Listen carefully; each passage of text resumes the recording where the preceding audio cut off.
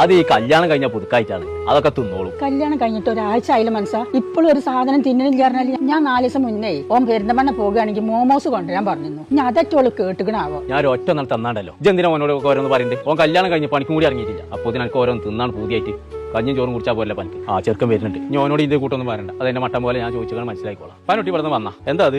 എന്ത്? അതൊന്നുമില്ല. എന്താ എന്റെ മടക്കി കുത്തില്? അതൊന്ന് കാട്ടിക്ക. എന്താപ്പ ഇത്? ബ്രോസ്റ്റ് ആണല്ലോ. എന്റെ പെണ്ണുങ്ങൾക്ക് കൊടുന്നേക്കാരല്ലേ? എടാ എന്റെ അമ്മ ഒരു 4 ദിവസം മുന്നേ എന്നോട് പെരിന്തൽമണ്ണ അങ്ങാടിക്ക് പോവുകയാണെങ്കിൽ മോമോസ് എന്തോ കൊണ്ടുവരാൻ പറഞ്ഞില്ലേ? അതെനിക്ക് കൊണ്ടുവരാൻ പറ്റാ. എന്റെ പെണ്ണുങ്ങൾക്ക് എന്ത് വേണമെങ്കിലും വെച്ച് കൊടുന്നു കൊടുക്കും.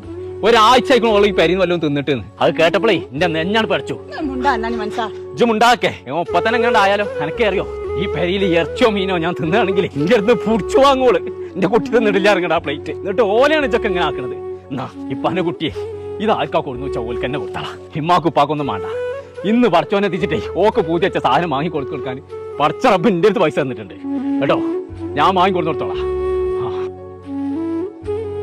സാരില്ല, ഇപ്പൊ അങ്ങനൊക്കെ പറഞ്ഞോട്ടെ.